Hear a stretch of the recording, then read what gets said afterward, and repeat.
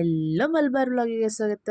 ಇವತ್ತಿನ ಸ್ಪೆಷಲ್ ಬಂದ್ಬಿಟ್ಟು ಚಿಕನ್ ಕಬಾಬ್ ಬಿರಿಯಾನಿ ರೆಸಿಪಿ. ಸೂಪರಾಗಿ ಟೇಸ್ಟಿಯಾಗಿ ಹಾಗೆ ಸ್ವಲ್ಪ ಈಸಿಯಾಗಿ ಮಾಡುವಂತಹ ಒಂದು ವಿಧಾನ ಚಿಕನ್ ಕಬಾಬ್ ಬಿರಿಯಾನಿ ಹೇಗೆ ಮಾಡೋದು ಅಂತ ನೋಡೋಣ ಬನ್ನಿ.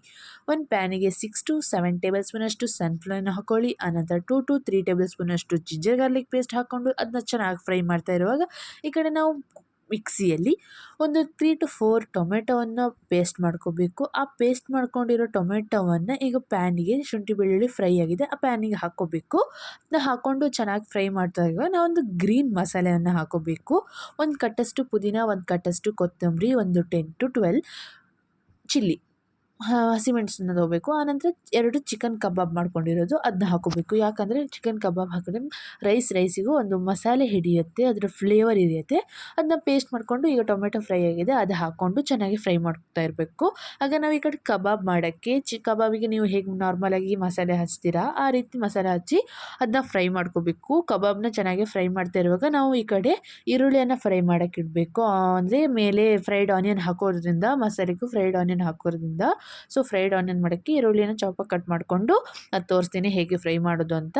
ಅದು ಫ್ರೈ ಮಾಡೋಕ್ಕೆ ಇಡಬೇಕು. ಈಗ ನೋಡಿ ಮಸಾಲೆ ಬಂದುಬಿಟ್ಟು ಒಂದು ಸ್ವಲ್ಪ ಫ್ರೈಡ್ ಆನಿಯನ್ ಮತ್ತು pepper powder, chicken masala, garam masala, biryani masala, ಕಸ್ತೂರಿ ಮೆಥಿ, ಧನಿಯಾ ಪುಡಿ, ಅರಿಶಿಣ ಇದಿಷ್ಟು ಬಂದುಬಿಟ್ಟು ಗ್ರೀನ್ ಮಸಾಲೆಗೆ ಹಾಕೋಕ್ಕೆ ಇರೋ ಒಂದು ಸ್ಪೈಸಸ್ ಬಂದುಬಿಟ್ಟು. ಈಗ ನಾನು ಹೇಳಿದ್ನಲ್ಲ ಈರುಳ್ಳಿ ಹೇಗೆ ಫ್ರೈ ಮಾಡೋದಂತ. ಒಂದು ಎಣ್ಣೆಗೆ ನೀವು ಅದು ಈರುಳ್ಳಿಯನ್ನು ಹಾಕ್ಕೊಂಡು ಚೆನ್ನಾಗಿ ಗೋಲ್ಡನ್ ಕಲರ್ ಬರೋ ತನಕ ಚೆನ್ನಾಗಿ ಫ್ರೈ ಮಾಡ್ಕೋಬೇಕು. ಗೋಲ್ಡನ್ ಕಲರ್ ಬಂದಿದ್ದೆ ಈಗ ನೋಡಿ ಗೋಲ್ಡನ್ ಕಲರ್ ಬಂದಿದೆ. ಇದು ಇಷ್ಟು ಬಂದುಬಿಟ್ಟು ಫ್ರೈಡ್ ಆನಿಯನ್. ಇದು ನೀವು ಬಿರಿಯಾನಿಗೆ ಹಾಕೋಕ್ಕಿರೋದು. ಇದು ಸ್ಟೋರೇಜ್ ಮಾಡಿಬಿಟ್ಟು ಇಡ್ಬೋದು, ನೀವು ಫ್ರಿಜ್ಜಲ್ಲಿ ಸ್ಟೋರ್ ಬೇಕಾದರೂ ಮಾಡಿಡ್ಬೋದು. ಇದಿಷ್ಟು ಬಂದುಬಿಟ್ಟು ಫ್ರೈಡ್ ಆನಿಯನ್. ಈಗ ಮಸಾಲೆ ಗ್ರೀನ್ ಮಸಾಲೆ ಚೆನ್ನಾಗಿ ಫ್ರೈ ಆಗಿದ್ದೆ. ಈಗ ಮಸಾಲೆಯನ್ನು ಹಾಕಿ ಮತ್ತು ಟೇಸ್ಟಿಗೆ ತಕ್ಕಷ್ಟು ಉಪ್ಪನ್ನು ಹಾಕಿ ಈಗ ನಾವು ಫ್ರೈ ಮಾಡಿರೋ ಕಬಾಬ್ ಇತ್ತಲ್ಲ ಅದನ್ನ ಹಾಕಿ ನೀವು ಜಾಸ್ತಿ ಫ್ರೈ ಮಾಡಬೇಡಿ ಕಬಾಬು, ಯಾಕಂದರೆ ಮತ್ತೆ ಇದು ದಮ್ಮಲ್ಲಿ ಇಡ್ತೀವಿ ಆಗ ಫುಲ್ ಬೆಂದೋಗುತ್ತೆ. ಸೊ ಅದನ್ನ ಮಿಕ್ಸ್ ಮಾಡ್ಕೊಂಡು ಮಸಾಲೆ ಹಾಕಿ ಈಗ ರೈಸ್ ಮಾಡೋದು ನೋಡಿ. ನಾವು 2 ಕಪ್ಪಷ್ಟು ರೈಸ್ ತೊಗೊಂಡಿದ್ದೀವಿ. ಅದನ್ನ ಚೆನ್ನಾಗಿ ತೊಳ್ಕೊಂಡು ಒಂದು 15 ಮಿನಿಟ್ಸ್ ನೀರಲ್ಲಿ ಇಡಬೇಕು. ಆನಂತರ ಹೇಗೆ ಮಾಡೋದು ನೋಡೋಣ ಬನ್ನಿ. ಕುಕ್ಕರಲ್ಲಿ ಒಂದು 2 to 3 ಟೇಬಲ್ ಸ್ಪೂನ್ ಅಷ್ಟು ಸನ್ಫ್ಲವರ್ನ ಹಾಕ್ಕೊಳ್ಳಿ. ಆನಂತರ 2 ಟೇಬಲ್ ಸ್ಪೂನ್ ಅಷ್ಟು ತುಪ್ಪವನ್ನು ಹಾಕೊಂಡು ಸ್ಪೈಸಸ್ ಬಂದುಬಿಟ್ಟು ಚಕ್ಕೆ, ಲವಂಗ, ಏಲಕ್ಕಿ, ನಕ್ಷತ್ರ ಹೂವು ಮತ್ತು ಬಿರಿಯಾನಿ ಎಲೆ ಇದಿಷ್ಟು ಬಂದು ಸ್ಪೈಸಸ್ಸು. ಅದನ್ನ ತುಪ್ಪದಲ್ಲಿ ಚೆನ್ನಾಗಿ ಫ್ರೈ ಮಾಡ್ಕೊಂಡ ನಂತರ ನೀವು 2 ಕಪ್ಪಷ್ಟು ರೈಸ್ ತೊಗೊಳ್ಳೋದಾದರೆ 1.5 ಕಪ್ಪಷ್ಟು ನೀರು ಹಾಕ್ಕೋಬೇಕು.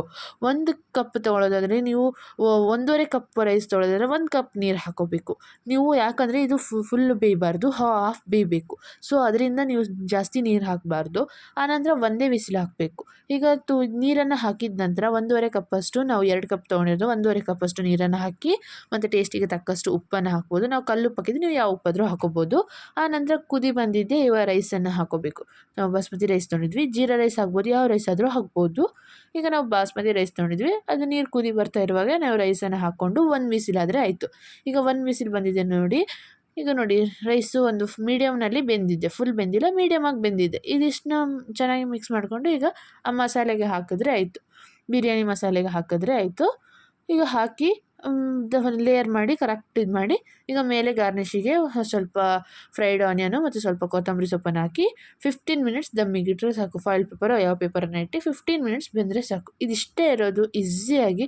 ಈಗ ದಮ್ ಆಗಿದೆ ನೋಡಿ, ಮಿಕ್ಸ್ ಮಾಡಿದಾಯಿತು. ಈಸಿಯಾಗಿದೆ. ಹಾಗೆ ಒಮ್ಮೆಲೆ ಈ ಬಿರಿಯಾನಿ ಮಾಡಿ ನೋಡಿ. ತುಂಬ ಸತಿ ನೀವು ಚಿಕನ್ ಕಬಾಬ್ ಬಿರಿಯಾನಿ ಮಾಡಿರ್ತೀರ, ಆದರೆ ಈ ಒಂದು ಬಿರಿಯಾನಿಯನ್ನು ಮಾಡಿ ನೋಡಿ, ಎಲ್ಲರಿಗೂ ಇಷ್ಟ ಆಗುತ್ತೆ ಮತ್ತು ಟೇಸ್ಟಿ ಅಂತೂ ಸೂಪರ್ ಆಗಿದೆ. ಒಮ್ಮೆಲೆ ಮಾಡಿ ನೋಡಿ. ಹಾಗೆ ಮಾಡಿ ನನಗೆ ಕಮೆಂಟ್ ಮೂಲಕ ತಿಳಿಸಿ. ಆನಂತರ ಈ ವಿಡಿಯೋನ ಮೊದಲ ಟೈಮ್ ನೋಡೋದಾದರೆ ಲೈಕ್, ಶೇರ್, ಕಮೆಂಟ್, ಸಬ್ಸ್ಕ್ರೈಬ್ ಮಾಡಿ. ಹಾಗೆ ಬೆಲ್ ಐಕನ್ನ ಕ್ಲಿಕ್ ಮಾಡೋದು ಮಾತ್ರ ಮರಿಬೇಡಿ. ಹಾಗೆ ಈ ಬಿರಿಯಾನಿನ ಮಾಡಿ ನನಗೆ ಕಮೆಂಟ್ ಮೂಲಕ ತಿಳಿಸೋದು ಮಾತ್ರ ಮರಿಬೇಡಿ ಗೈಸ್.